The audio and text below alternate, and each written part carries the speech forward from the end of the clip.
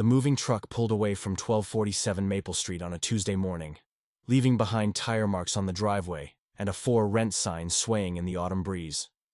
I watched from my kitchen window as the new tenant stepped out of a silver Honda Civic, her auburn hair catching the October sunlight. She moved with the careful precision of someone trying to hold themselves together, each step deliberate, each breath measured. Before we jump back in, tell us where you're tuning in from. And if this story touches you, make sure you're subscribed, because tomorrow I've saved something extra special for you. That was my first glimpse of Elena Hartwell. 3 weeks had passed since Elena moved in next door, and I'd barely seen her except for brief glimpses through windows and the occasional sound of her car starting in the early morning hours. The house at 1247 had been empty for months after old Mr. Peterson moved to Florida, and frankly, I'd grown accustomed to the quiet. My name is Anton Chambers, and I've lived at 1245 Maple Street for 7 years. I'm a software engineer who works mostly from home, which means I notice things about the neighborhood that others might miss. The way Mrs. Chen from across the street always waters her garden at exactly 6:30 a.m. How the Johnson kids leave their bikes scattered on the lawn every single day, despite their mother's protests. Small details that make up the rhythm of suburban life. But Elena was different. She disrupted that rhythm in a way I couldn't quite define. The first real interaction came on a Thursday evening in late October. I was returning from my weekly grocery run, arms full of bags, when I heard the sound of something heavy hitting the ground followed by a string of frustrated sighs. Elena stood in her driveway, staring down at a cardboard box that had split open, its contents spilled across the concrete. Books. Dozens of them, their pages fluttering in the evening breeze like wounded birds. "Need some help?" I called out, setting my groceries on the hood of my car. She looked up, and for the first time, I saw her face clearly. Elena had the kind of beauty that wasn't immediately obvious. It snuck up on you. Her eyes were a deep brown, almost amber in the fading light, but there was something haunted in them. Dark circles suggested sleepless nights, and her smile, when it came, seemed to require effort. "I'm sorry," she said, bending to gather the scattered books. "I didn't mean to create a mess. I'm still getting used to, well, everything." I walked over and began helping her collect the books. Most were fiction: Margaret Atwood, Haruki Murakami, Toni Morrison, heavy literary works that suggested depth and intelligence. But there were also cookbooks, gardening guides, and what looked like medical textbooks. "You're a doctor?" I asked, holding up a volume on cardiology. She paused, a copy of The Handmaid's Tale frozen halfway to her chest. I am. It's complicated. Most things worth doing are. That earned me a genuine smile, brief but real. "I'm Elena Hartwell, Anton Chambers. Welcome to the neighborhood." We worked in comfortable silence for a few minutes, creating neat stacks of rescued literature. As we finished, Elena stood and brushed dust from her jeans. Simple clothes, but she wore them with an elegance that spoke of someone who'd once cared deeply about appearances and was now learning to let go. "Thank you," she said. "I haven't had much help with anything lately." There was weight in those words, a story lurking beneath the surface. But I'd learned not to pry. People shared what they wanted to share, when they were ready. "Any time," I said, meaning it. "I'm usually home if you need anything." She nodded, gathering the books against her chest like armor. "I might take you up on that." Over the following weeks, I began to notice more about Elena's patterns. She left every morning at 7:15 a.m. sharp, always in scrubs under a heavy coat. She returned between 6 and 7 p.m., sometimes later. On weekends, she rarely left the house at all, though I'd occasionally see her in the backyard, sitting on the small patio with a cup of coffee, staring at nothing in particular. The yard itself told a story. Mr. Peterson had maintained it meticulously.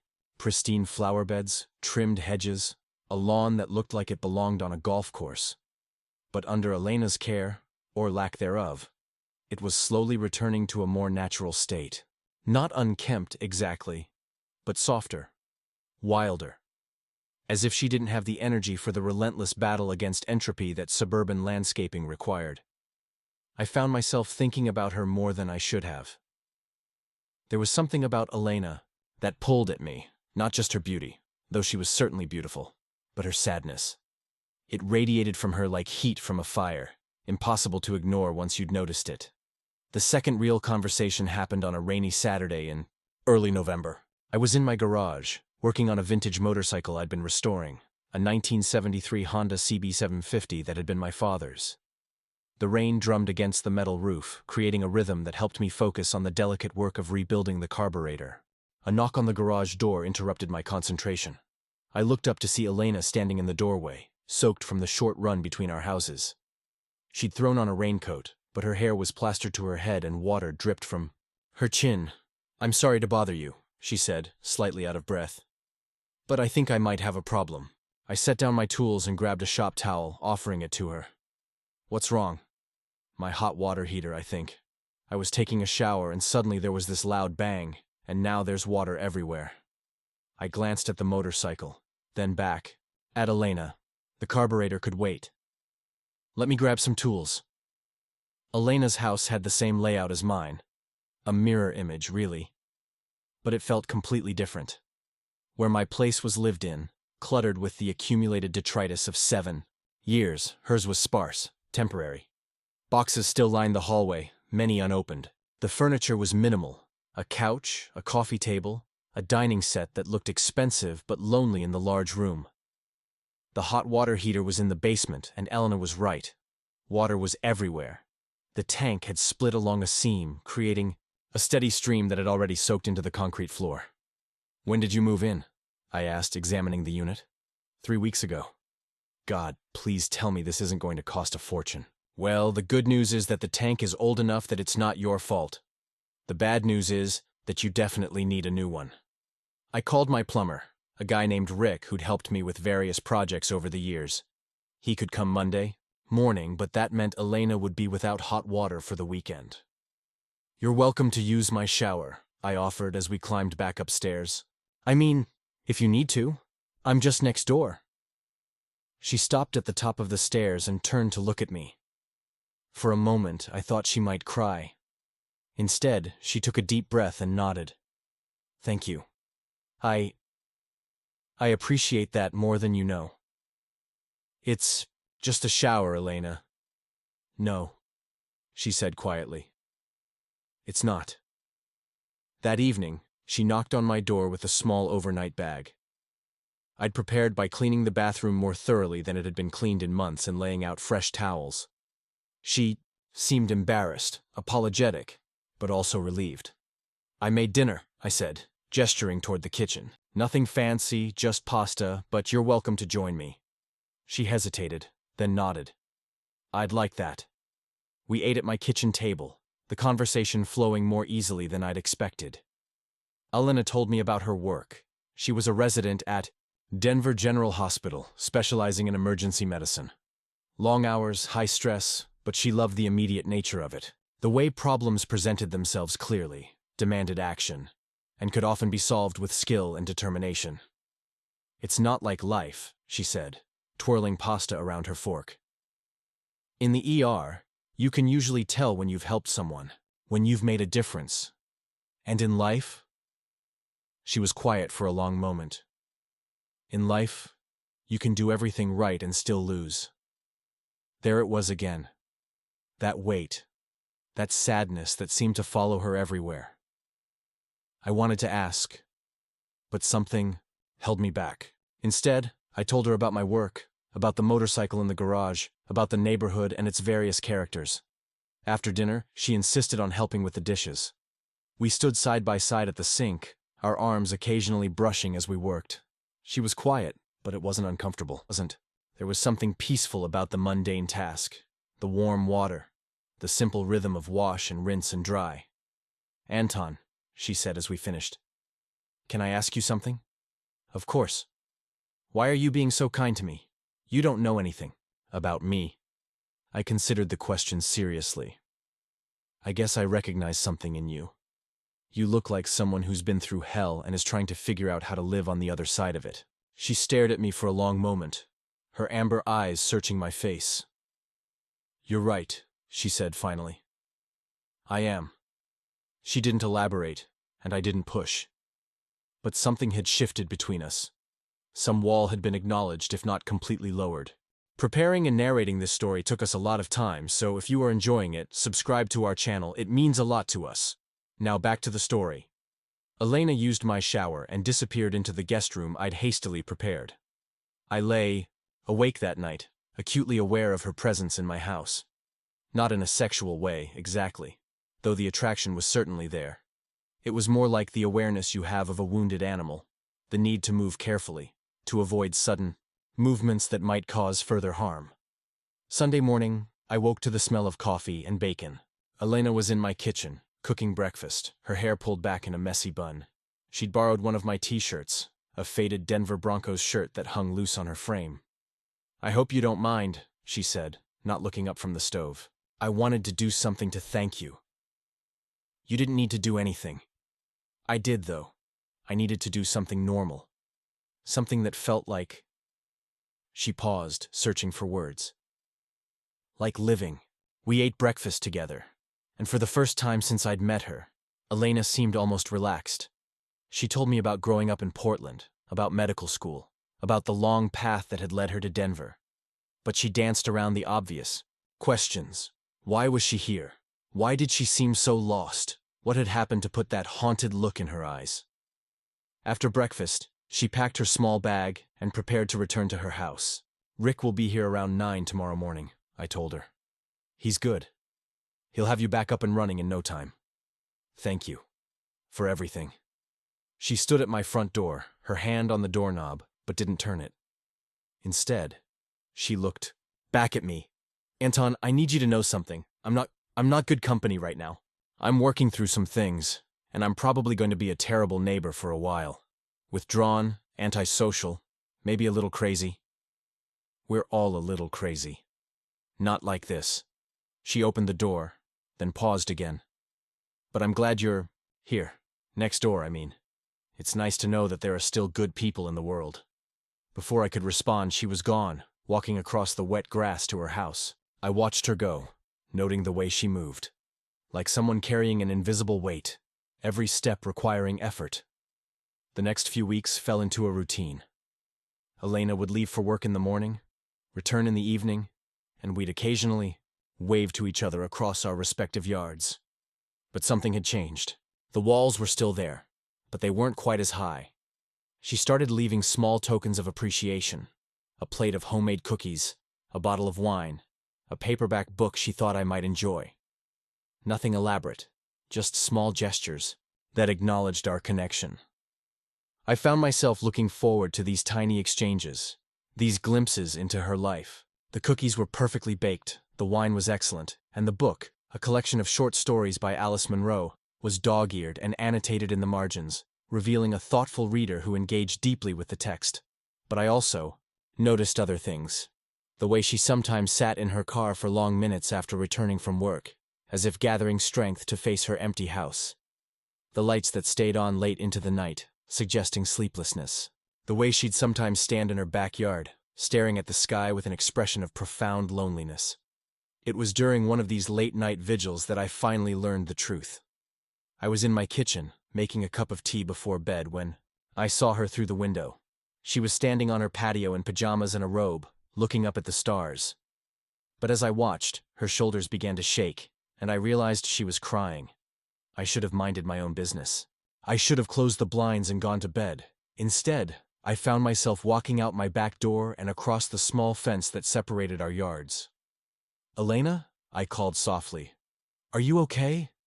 She turned, tears streaming down her face, and for a moment I thought she might run. Instead, she sank down onto one of her patio chairs and buried her face in her hands. "I'm sorry," she sobbed. "I'm so sorry. I'm falling apart, and I don't know how to stop." I sat down beside her, close enough to offer comfort, but not so close as to intrude. "You don't have to apologize for grieving." She looked up at me, her eyes red and swollen. "How did you know?" "I recognized the signs. I lost my father 2 years ago. The way you move through the world. It's like you're carrying something too heavy to bear." Elena wiped her eyes with the sleeve of her robe. "It's been 6 months," she said quietly. 6 months since David died. David, her husband. The pieces began to fall into place. "We were married for 8 years," she continued, her voice barely above a whisper. He was everything. My best friend, my partner, my reason for getting up in the morning. And then one day he went to work and never came home. I waited, letting her find her words. Car accident. Some kid texting while driving ran a red light. David was killed instantly. The other driver walked away with a broken arm. The unfairness of it hung in the air between us like a physical presence. "But that's not even the worst part," Elena said, fresh tears starting to fall. "The worst part is when it happened." She looked at me, her amber eyes filled with a pain so deep it seemed bottomless. "He died on October 15th, my 40th birthday." The silence stretched between us like a chasm. Elena's words hung in the cold November air, and I felt the weight of them settle into my chest. Her husband had died on her birthday. The cruelty of that timing was almost incomprehensible. "Elena," I said softly, but she was already shaking her head. "I can't celebrate my birthday anymore," she whispered. "I can't even think about October 15th without seeing his face in that hospital room. They brought him in while I was working. My shift. I was the one who pronounced him dead, Anton. My own husband. The horror of it hit me like a physical blow." "You were working when they brought him in?" "Emergency room. I'd been there since 6 that morning. David had texted me at lunch, said he was leaving work early to pick up my birthday cake. He'd ordered it from that little bakery on Morrison Street, chocolate with raspberry filling, my favorite." Her voice cracked. "I was supposed to meet him at home at 5. We had dinner reservations at 7. She pulled her robe tighter around herself, as if trying to hold herself together. "Instead, I watched the paramedics wheel him in. I didn't recognize him at first. His face was—" She stopped, unable to continue. I reached out without thinking, covering her hand with mine. Her skin was ice cold. They wouldn't let me work on him, of course. Professional protocol. But I stood there and watched them try everything. Watched them fail. And then Dr. Martinez asked me to do it, to make it official, because I was his wife, and it would be cleaner for the paperwork. The casual bureaucracy of death. The way the world reduced love to forms and signatures. So I did it. I looked at my husband's broken body and I said the words. Time of death, 4:47 p.m. October 15th. My 40th birthday. Elena's tears had stopped, but her voice was hollow, empty. Everyone kept telling me how sorry they were, how tragic it was. But all I could think was that somewhere, someone was probably singing happy birthday to their loved one, blowing out candles, making wishes, and I was signing my husband's death certificate. I squeezed her hand gently, not trusting myself to speak. I took leave after that. Couldn't face the hospital. Couldn't face the city where everything reminded me of him. That's why I moved here. Fresh start, right? New job, new house, new life. She laughed bitterly. Except you can't leave grief behind. It follows you everywhere. Is that why you became a doctor? I asked. To save people? Maybe. I don't know anymore. I used to think I was good at it. Saving lives, I mean. But I couldn't save the one that mattered most. We sat in silence for a while, two neighbors sharing the weight of loss under a star-filled sky. The temperature had dropped, and I could see Elena shivering. Come on, I said, standing up. Let's get you inside before you freeze. She didn't argue, letting me guide her back toward her house. At the door, she fumbled with her keys, her hands shaking from cold or emotion or both. Elena, I said as she finally managed to unlock the door. Would you like me to stay? Just until you're settled? She looked at me with such gratitude that I felt my heart constrict. Would you? I know it's late and you probably have work tomorrow, but I work from home, remember? My schedule is flexible. Elena's living room was exactly as I remembered. Sparse, temporary, like she was still waiting for permission to fully move in. But now I understood why. This wasn't a home. It was a hiding place. She made tea while I built a fire in the fireplace. The house had come furnished, but nothing felt personal except for the scattered books and a few framed photographs on the mantel. I found myself studying them while she worked in the kitchen. David had been a handsome man, tall, dark-haired, with kind eyes and an easy smile. In the photos, he and Elena looked genuinely happy. There was one of them hiking somewhere mountainous, both grinning at the camera with wind-blown hair, another from what looked like a wedding, not their own, but someone else's, where they were dressed up and dancing, lost in each other. But it was the last photo that stopped me cold. It showed Elena and David at what was clearly a birthday party, her birthday party, based on the 39 candles on the cake in front of her. They were both laughing at something off-camera, and David's arm was around her waist, pulling her close. The timestamp in the corner read October 15th of the previous year, her last birthday with him.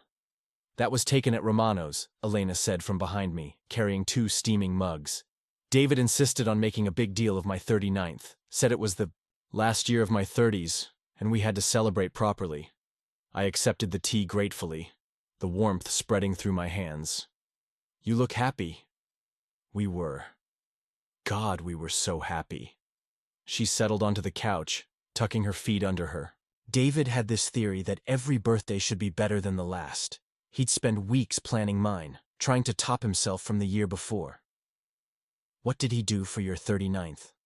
A small smile played at the corners of her mouth. The first, real smile I'd seen from her. He rented out the entire restaurant, just for us. Said he wanted to have dinner with his wife without any distractions. The staff thought he was proposing, but he just wanted to make me feel special. The fire crackled. In the silence that followed, I watched Elena's face in the flickering light, seeing the woman she'd been before grief carved away pieces of her joy. He sounds like he was a good man. The best. He was a teacher, actually. High school English. The kids loved him because he actually listened to them, you know? He'd come home with stories about their problems, their dreams, their terrible poetry. She laughed softly. He kept every piece of writing they gave him. Said someday he'd publish a book called The Wisdom of Teenagers and prove that adults didn't have all the answers. Do you still have his things? Most of them are in storage. I couldn't bear to go through everything. But I kept some books, his favorite coffee mug, a sweater that still smells like him. She gestured vaguely toward the boxes in the hallway. They're in there somewhere, mixed in with my stuff. I keep telling myself I'll unpack properly when I'm ready. When do you think that will be? Elena was quiet for a long moment, staring into the fire. I don't know. Some days I feel like I'm getting better, like maybe I can build something new here. Other days I can barely get out of bed. And then there are days like today, when I realize my birthday is coming up again in a few weeks, and I can't imagine how I'm going to survive it. The admission hung between us, raw and honest. I thought about what she'd said, that October 15th was in a few weeks. The date had become a monument to loss, a day that would forever be split between celebration and tragedy. What if you didn't have to survive it alone? I asked quietly. She looked at me sharply. What do you mean? I mean, what if you had someone to help you get through it? Not to celebrate. I understand that's not possible. But just to not be alone with it. Elena's eyes filled with tears again. But they were different this time. Not the desperate, drowning tears from earlier, but something softer, more hopeful. You would do that? Spend my birthday with me, knowing what it means? Elena, I would consider it an honor. She set down her tea and buried her face in her hands. When she looked up, her expression was complex, gratitude mixed with fear, hope tempered by caution. I don't understand you, Anton. We barely know each other, and yet you're offering to share the worst day of my year. Why? I considered the question carefully. Because nobody should have to carry that kind of pain alone. And because I think David would want someone to take care of you. The mention of her husband's name made her breath catch. You think he'd approve of you? I think he'd want you to have friends. People who care about you. People who see that you're worth caring about. Elena was quiet for a long time, processing this. When she finally spoke, her voice was barely audible. I haven't talked about him this much since the funeral. Everyone wants to help, but they all say the same things. That he's in a better place, that time heals all wounds, that I need to move on. But you're just listening. Sometimes that's all someone needs. My sister thinks I should be dating by now. Says David wouldn't want me to be alone forever. My mother keeps sending me articles about grief counseling and support groups. My friends from work call to check on me, but I can hear the worry in their voices. They want the old Elena back, and I don't know if she exists anymore. I shifted closer to her on the couch, close enough that she could feel my presence, but not so close as to crowd her. Maybe the old Elena doesn't exist anymore, I said. Maybe that's okay. Maybe you're becoming someone new. Someone who's been through hell and survived. That's not a lesser version of yourself, Elena. That's a stronger one. She looked at me with wonder. How do you know the right things to say? I don't. I'm just saying what I wish someone had said to me when I was drowning. Your father? I nodded. Cancer. It was a long fight, and I thought I was prepared for it.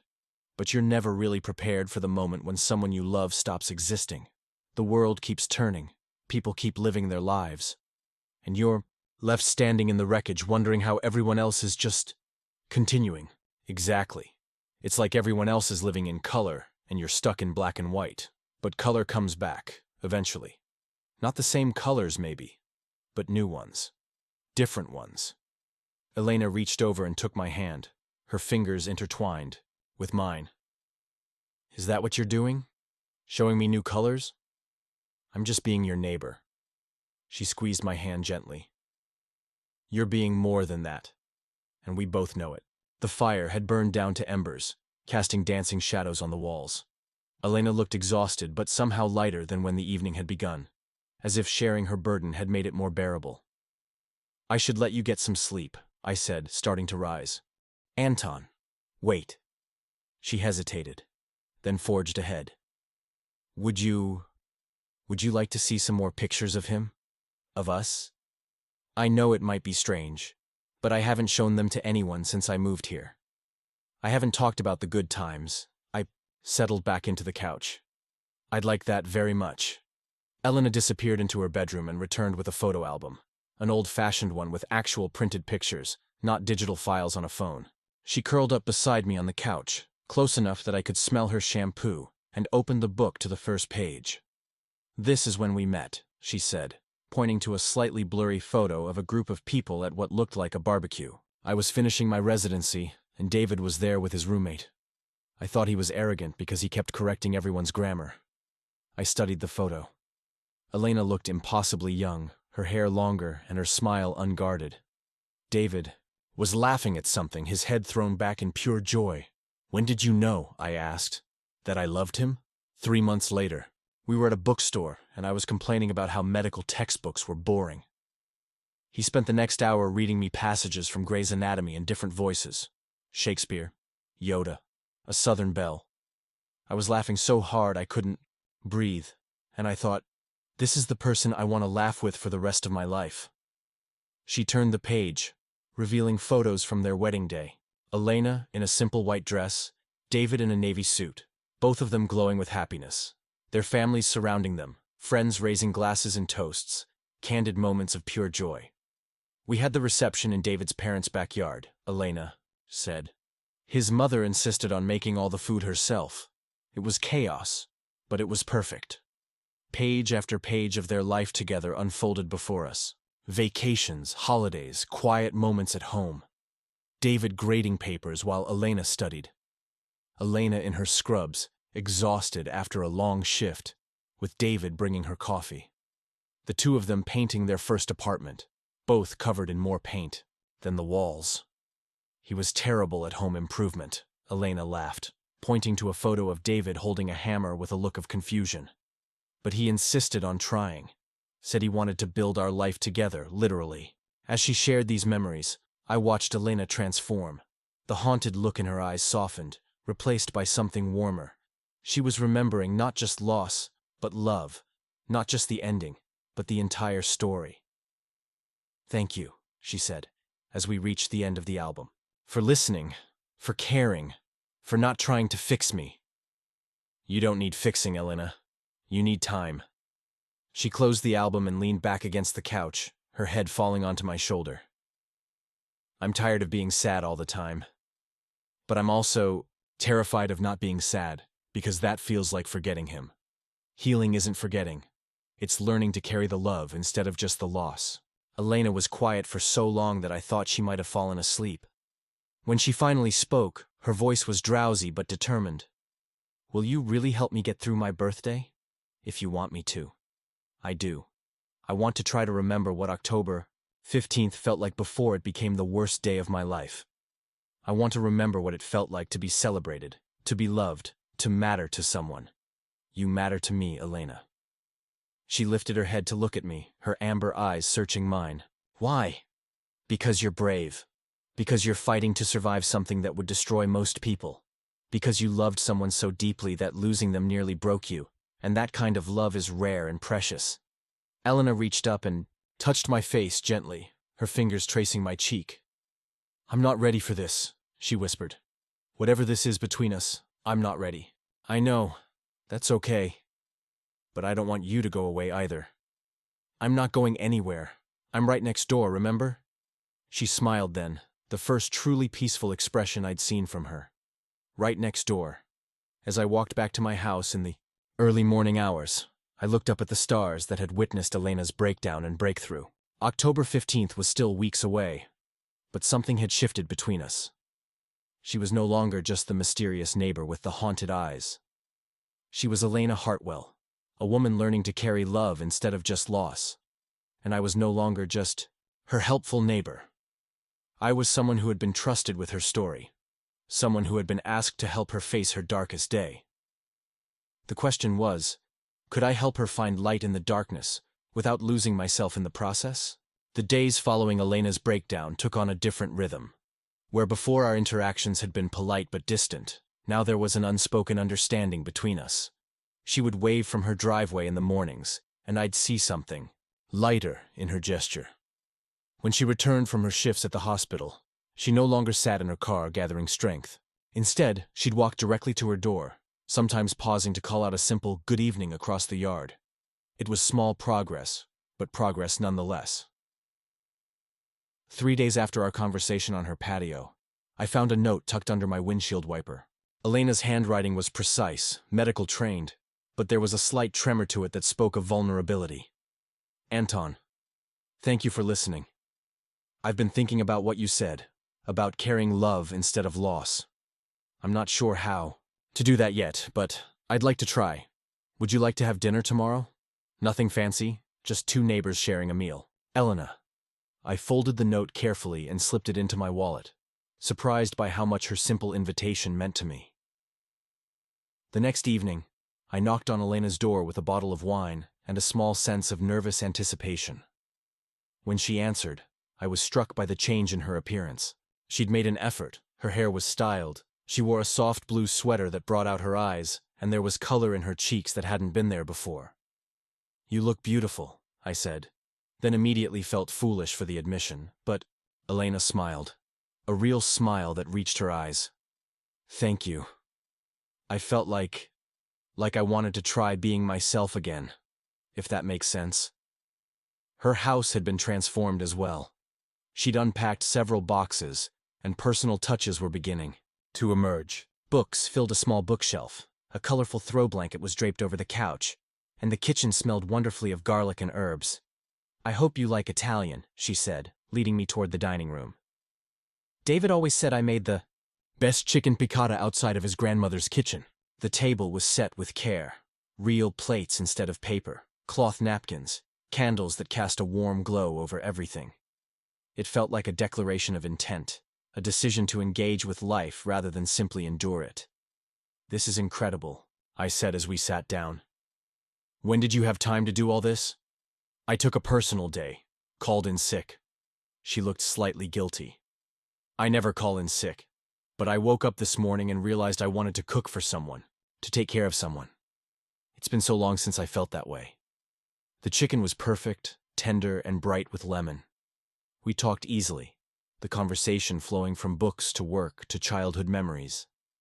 Elena told me about growing up as the middle child in a family of overachievers, how she'd chosen medicine partly to prove herself and partly because she genuinely wanted to help people. My older brother is a lawyer, my younger sister is an architect, she said, refilling our wine glasses. Classic high-achieving family. Sunday dinners were like competitive resume readings. And where did David fit into all that? He was the first person I brought home who didn't try to impress them. He just was himself. Asked my father about his garden, helped my mother with the dishes, and played video games with my sister. By the end of the weekend, they loved him, more than they loved me. There was warmth in her voice when she spoke of him now, rather than just pain. The sharp edges of grief were beginning to soften into something more manageable. "What about you?" she asked.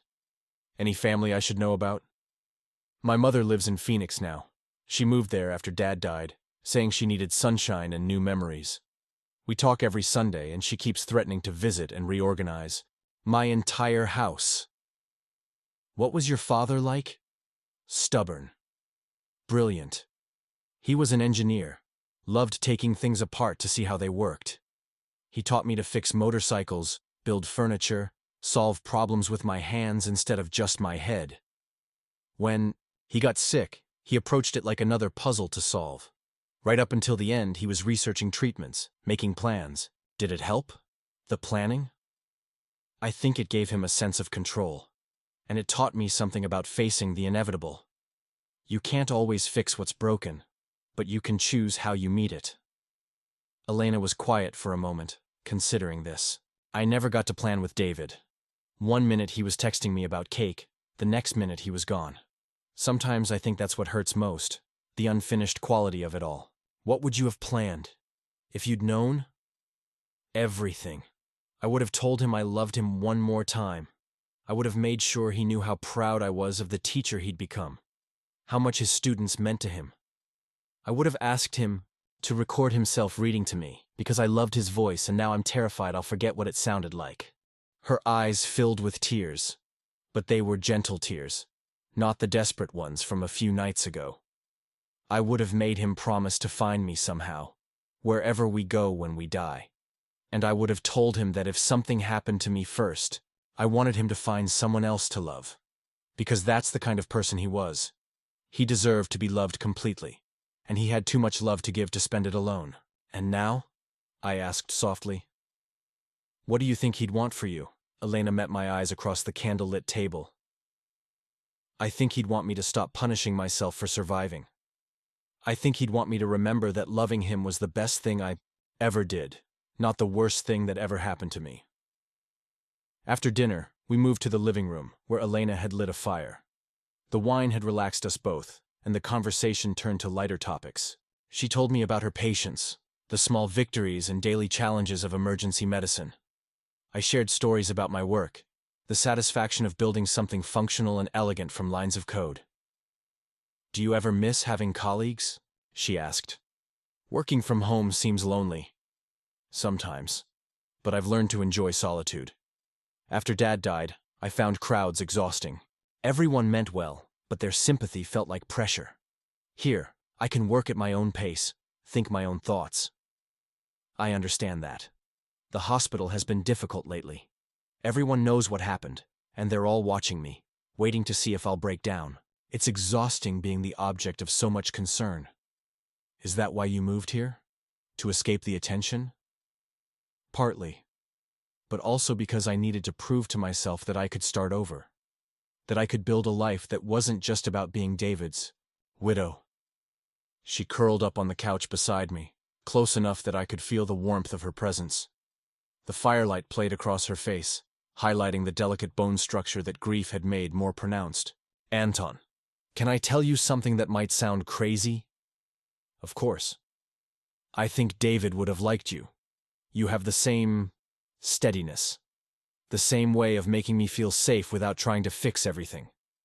The admission hung between us, loaded, with implication. I felt the weight of her trust, the responsibility of being compared to the man she'd loved so completely. That means more to me than you know, I said.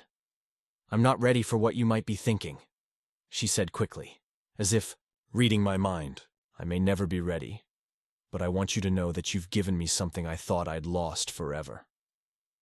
What's that? The ability to sit with someone and feel peaceful instead of just empty. To talk about David without feeling like I'm drowning. To imagine a future that might include moments of happiness. She reached over and took my hand, her fingers intertwined with mine in a gesture that felt both intimate and innocent. October 15th is in 10 days, she said quietly. I've been dreading it for months, but now I'm almost curious. To see if it can be different than I imagined. What did you imagine? Staying in bed all day, crying until I made myself sick. Maybe going to the cemetery and begging forgiveness for still being alive while he's not. And now? Now I think maybe I could try to remember the good birthdays instead of just the last one.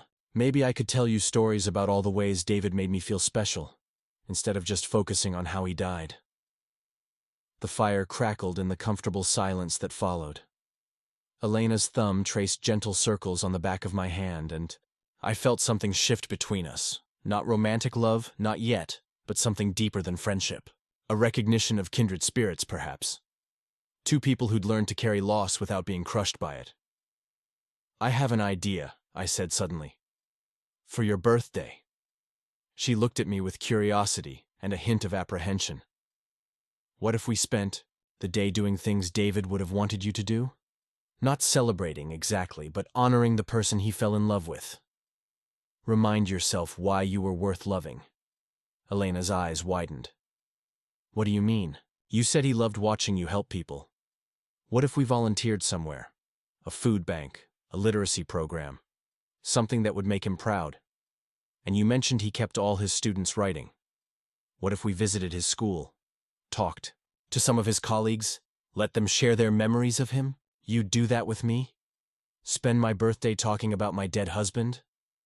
Elena, if it helps you remember who you are underneath all this grief, I'd spend a week doing it. She was quiet for a long moment, and I worried I'd overstepped. But when she looked at me again, her expression was thoughtful rather than distressed. There's a literacy program at the community center, she said slowly.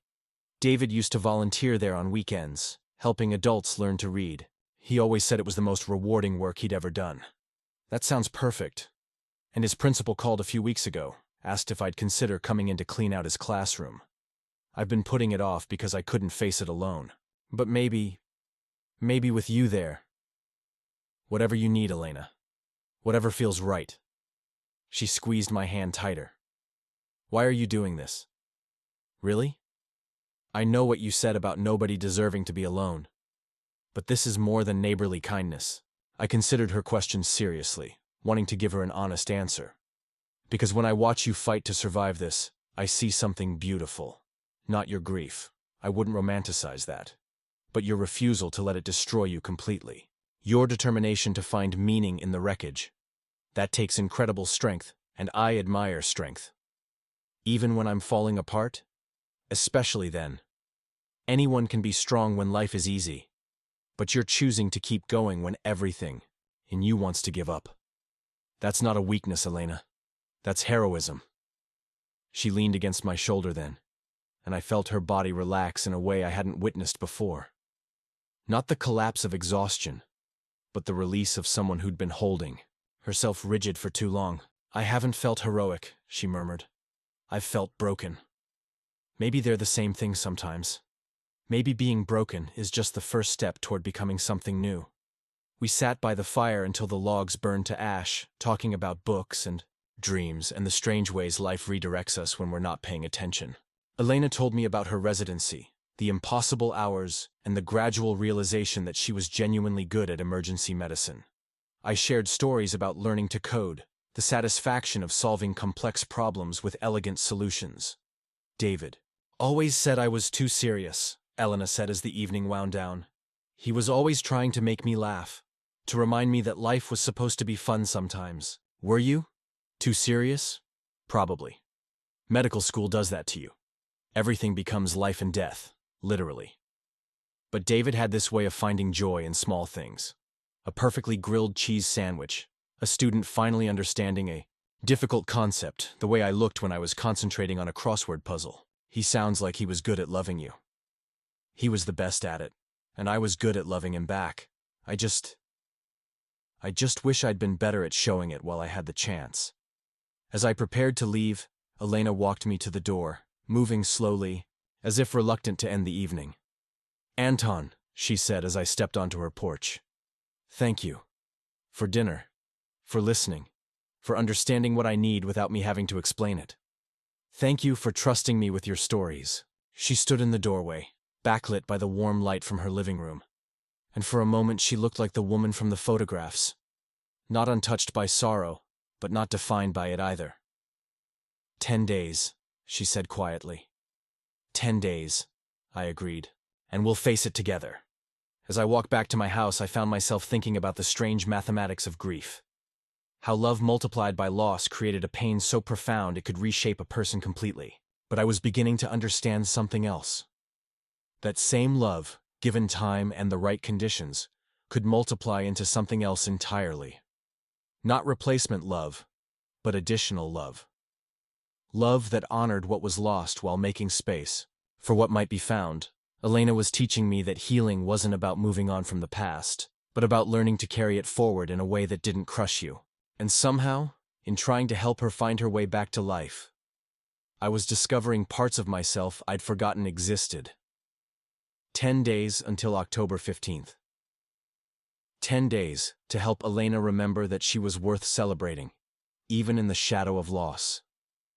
10 days to prove that love could be stronger than death, not by defying it, but by honoring what it left behind. I looked back at Elena's house, where the porch light still glowed warm and welcoming, and realized I was no longer just her neighbor. I was her friend, her ally in the fight against despair. And perhaps, someday, if she was ready and willing, I might be something more. But for now, friendship was enough. For now, being trusted with her story was everything. October 10th arrived with the first real frost of the season. I woke to find my windows etched with ice crystals and Elena's yard, transformed into something ethereal and silver. 5 days until her birthday. 5 days until we would test whether love could indeed be stronger than loss. Elena had thrown herself into work during the past week, picking up extra shifts at the hospital as if staying busy could somehow accelerate time past the dreaded date. But I'd also noticed changes. She'd been unpacking more boxes, hanging pictures on her walls, making her house feel more like a home and less like a temporary shelter. That morning, she knocked on my door earlier than usual, still in her scrubs, from a night shift. Her hair was pulled back in a messy bun, and there were dark circles under her eyes, but there was something different about her posture, more upright, more determined. "I did something," she announced without preamble when I opened the door. "Good. Morning to you too," I said, stepping aside to let her in. "Coffee? Please." "And yes, good morning. Sorry. I'm running on adrenaline and very little sleep." She followed me to the kitchen, her movements quick and purposeful. "I called Lincoln High School yesterday, David's school. I talked to Principal Martinez." I handed her a steaming mug, noting the slight tremor in her hands. "How did it go?" "Better than expected. She remembered me from the funeral, of course, but she said something that surprised me." Elena wrapped her hands around the mug as if drawing warmth from it. "She said the students have been asking about creating some kind of memorial for David. Something permanent." "What kind of memorial?" Reading garden." David always complained that the school didn't have anywhere quiet for students to go when they needed space. He used to let kids eat lunch in his classroom. Said some of them just needed a place where they felt safe. Elena's voice grew stronger as she spoke. "The students want to raise money for benches and bookshelves, maybe some flowering trees. They want to call it the Hartwell Reading Sanctuary." I felt a tightness in my chest at the beauty of it. "That's incredible, Elena." Principal Martinez asked if I'd be willing to speak at the dedication ceremony. It's scheduled for next spring, but she wanted to know if I'd consider it. Elena set down her coffee and looked at me directly. I said yes. "That's huge." "It is. And it's terrifying. But it's what David would have wanted. He'd want his students to have that space, that sanctuary. And he'd want me to be part of making it happen." She moved to my kitchen window, looking out at the frost-covered morning. But that's not the only thing I did yesterday. Oh? I also called the community center about the literacy program. I talked to the coordinator, a woman named Sarah Chen. She knew David well, said he was one of their most dedicated volunteers. Elena turned back to me, and I saw tears in her eyes, but they were different tears, purposeful tears. She invited us to come in on my birthday, said there's a woman named Margaret who David had been working with, and she's been asking about him. She doesn't know what happened. The weight of that settled between us. David's sudden absence had left gaps in people's lives, questions without answers. Sarah thought maybe Margaret would like to meet me, to understand where David went and maybe to continue the work he started with her. How do you feel about that? Elena was quiet for a moment, thinking. Scared, but also like it's the right thing to do. David always said that reading wasn't just about words on a page, it was about opening up worlds, giving people tools to build better lives. If I can help Margaret continue that journey, then something good comes from all this loss. I moved closer to her, close enough to see the determination mixed with vulnerability in her expression. You're remarkable, you know that? I'm not remarkable. I'm just trying to figure out how to live with this hole in my life. And I think maybe the hole doesn't have to be empty. Maybe it can be filled with the things David cared about, the people he touched. When do we go to school? Friday, the day before my birthday. Principal Martinez is going to show us his classroom. It's been sitting empty since the school year started. They couldn't bring themselves to assign it to someone else yet. Elena's voice caught slightly. And then Saturday morning we'll go to the community center. And Saturday afternoon? She smiled then, a real smile that transformed her entire face. Saturday afternoon I want to do something David and I used to do together. Something just for us. Just for the memory of us. What's that? There's a hiking trail up in Golden, about an hour west of here. Mount Galbraith. David and I discovered it during our first year in Colorado. We used to go there every fall to see the aspen trees change color. Elena's eyes grew distant, lost in memory. It was our place, somewhere we could be completely alone together. No distractions, no phones, just us and the mountains. Are you sure you want to go there? It might be difficult. I'm sure it will be difficult. But I need to go back, Anton. I need to stand in that place and remember what it felt like to be happy, to be loved, to be part of something beautiful. She looked at me with eyes full of courage and pain. Will you come with me? Of course. I need you to understand something, though. That place, it's sacred to me. It's where David proposed. It's where we went when we needed to remember why we chose each other. Taking you there isn't about replacing him with you. I know that. It's about sharing something precious with someone I trust. It's about proving to myself that love doesn't have to die with the person who gave it to you. The next few days passed in a blur of preparation and anticipation. Elena worked her regular shifts, but seemed more focused, more present. She began sleeping better. I could tell because her lights no longer stayed on until all hours of the night. She was eating regularly again, taking care of herself in ways that spoke of someone who had remembered her own worth. Thursday evening, she appeared at my door with a shoebox under her arm. I have something to show you, she said, settling onto my couch with the box in her lap. I've been going through David's things, preparing for tomorrow. She opened the box to reveal letters, dozens of them, handwritten in various styles and colors of ink. Some were on notebook paper, others on fancy stationery. A few were written on the backs of homework assignments. These are from his students, Elena explained, lifting one of the letters reverently. I found them on his desk at home. He kept every single one. She handed me one written in purple ink on paper decorated with stickers. Mr. Hartwell, thank you for not giving up on me when I wanted to drop out. You said I had a voice worth hearing, and for the first time in my life, I believed it. I'm going to college next year because you taught me that words have power. Samantha. Another, in careful block letters. Dear Mr. H. You probably don't remember me, but I was in your third period class 2 years ago. The kid who never talked, who sat in the back. You gave me a book called The Outsiders and said you thought I'd relate to it. You were right. That book changed my life. I want to be a writer now. Thank you for seeing something in me that I couldn't see in myself." Marcus Alina handed me letter after letter, each one a testament to David's impact on young lives. Students thanked him for believing in them, for challenging them, for creating a safe space where they could discover their own voices. "He never told me about these," Elena said softly. "He was so humble about his work, so focused on them instead of on himself. But reading these, I understand now why he loved teaching so much. He wasn't just teaching English, he was teaching kids that they mattered. He sounds like an extraordinary teacher." Margaret looked up, her face lighting up with recognition at David's name.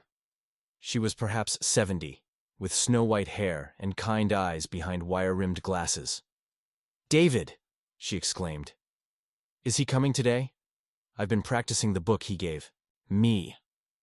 Charlotte's Web." I'm almost finished with Chapter 3. Elena's composure faltered for just a moment, but she quickly recovered, sitting down across from Margaret with a gentle smile. "Margaret, I'm Elena. I was David's wife. His wife. Oh, he talked about you all the time. Said you were the smartest woman he'd ever met, and the prettiest too." Margaret beamed. "Where is David today? It's been weeks since I seen him." Elena reached across the table and took Margaret's weathered hands in hers. "Margaret, I have to tell you something difficult. David was in an accident. He died." Margaret's face crumpled, the joy draining from her expression. "Died? But he promised he'd help me read the whole book.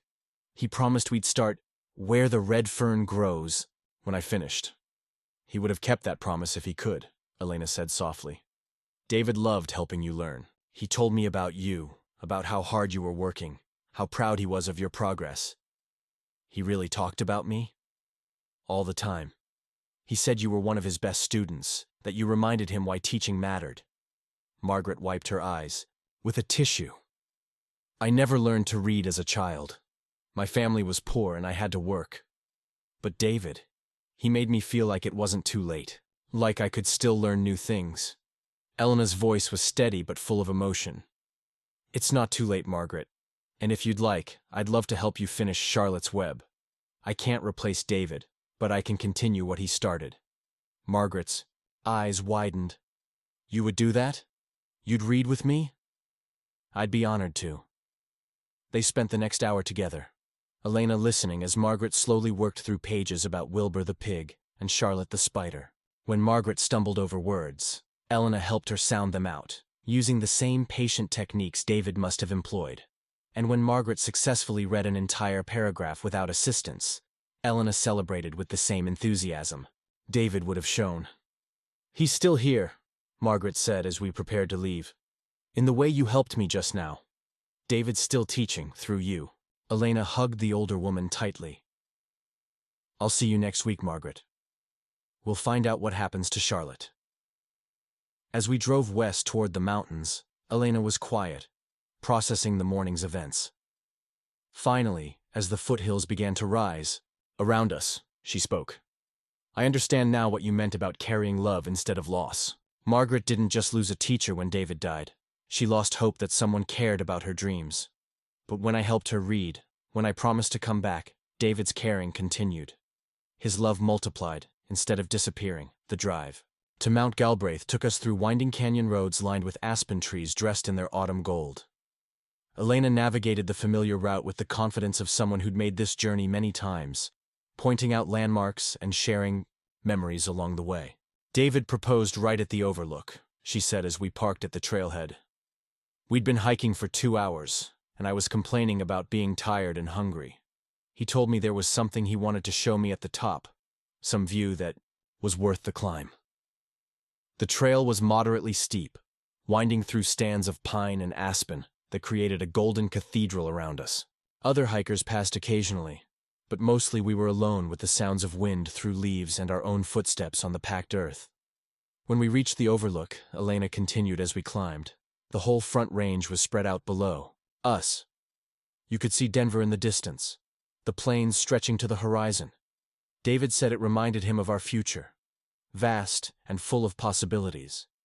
Then he got down on one knee and asked me to explore that future with him.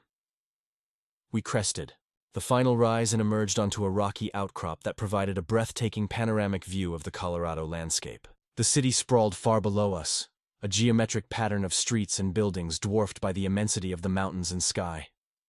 Elena walked to the edge of the overlook and stood silently for several minutes, her hair blowing in the mountain breeze. When she finally spoke, her voice carried clearly in the thin air. "David, if you can hear me somehow, I want you to know that I understand now. The future you talked about, the one full of possibilities, it didn't end when you died. It just changed direction." She pulled something from her jacket pocket, a small velvet box I recognized as the one that had sat on her mantel. "I've been carrying your wedding ring since the funeral," she said, opening the box to reveal a simple gold band. "I couldn't bear to leave it behind, but I couldn't bear to look at it either. But today, I want to give it back to you. Not because I'm letting you go, but because I'm finally ready to let you rest." Elena removed the ring from the box and held it up to catch the afternoon sunlight. "I promise to finish the work you started, to help Margaret learn to read, to support the students who want to build your memorial garden, to write the introduction for your anthology. I promise to remember that love doesn't end, it transforms." She closed her eyes and kissed the ring gently, then carefully placed it in a small crevice in the rock face, wedging it securely among the stone. "Thank you for 8 beautiful years," she whispered. "Thank you for teaching me what it means to be truly loved, and thank you for helping me find the strength to love again. Not as a replacement for you, but as an addition to you." When she turned back to me, tears were streaming down her face, but they were tears of release rather than despair. "I'm ready to go home now," she said. The drive back to Denver was peaceful, filled with comfortable silence and occasional observations about the changing light on the mountains. Elena seemed lighter somehow, as if leaving David's ring at their sacred place had lifted a burden she'd been carrying for months. As we pulled into her driveway, she turned to me with an expression I'd never seen before. Not the haunted look of early grief or the determined courage of recent weeks, but something entirely new. Hope, maybe, or possibility. "Anton," she said, "I have one more birthday wish." "What's that?" "I'd like to cook dinner for you. A real celebration, with candles and good wine and terrible birthday jokes. Not because I'm trying to replace what I had with David, but because I want to celebrate what I have with you." "What do we have, Elena?" She considered the question seriously. "We have friendship. We have trust. We have the kind of connection that comes from walking through darkness together and finding light on the other side." She paused, then added softly, "And maybe, someday, when I'm ready and if you're willing, we might have something more." "I'd like that very much. Friendship or something more? Both. All of it. Whatever you're ready for, whenever you're ready for it." Elena smiled then, the first truly unguarded smile I'd ever seen from her. "Happy birthday to me, then. For the first time in a year, I actually mean it." That evening, as we sat across from each other at her candlelit table, sharing stories and laughter and the comfortable intimacy of people who'd earned each other's trust, I reflected on the strange mathematics of love and loss. Elena had loved David completely, and his death had nearly destroyed her. But in learning to carry that love forward instead of being buried by it, she discovered something remarkable. The human heart wasn't a finite container that could only hold so much. It was more like a garden that could grow and expand, making room for new blooms without diminishing the beauty of what had come before. David would always be part of Elena's story, woven into the fabric of who she was. But that didn't mean her story had ended with his death. It meant she could write new chapters that honored the past while embracing the future. As we raised our glasses in a toast to her 41st birthday, Elena looked across the table at me with eyes full of gratitude and possibility. "Thank you," she said simply. "For what?" "For showing me that love doesn't have to end with loss. For helping me remember that I'm worth celebrating, even on the darkest days. For being patient while I found my way back to life. Thank you for letting me be part of the journey." "Just part of it?" she asked with a teasing smile. "Well," I said, reaching across the table to take her hand. Maybe the beginning of a new chapter. Elena Hartwell had survived the worst day of her life by transforming it into something else entirely. Not a day of mourning, but a day of remembrance, gratitude, and hope. She'd learned that healing didn't mean forgetting, and that loving again didn't mean loving less. And in helping her find her way back to life, I'd discovered something unexpected. Sometimes, the most beautiful love stories begin, not with passion, but with compassion. Not with certainty, but with courage. Not with the absence of loss, but with the triumph over it. October 15th would always be the day David died. But it was also the day Elena chose to live again. And that choice, made in the shadow of grief, but in the light of hope, was perhaps the most beautiful birthday gift of all. Up next, you've got 2 more standout stories right on your screen. If this one hits the mark, you won't want to pass these up. Just click and check them out. And don't forget to subscribe and turn on the notification bell so you don't miss any upload from us.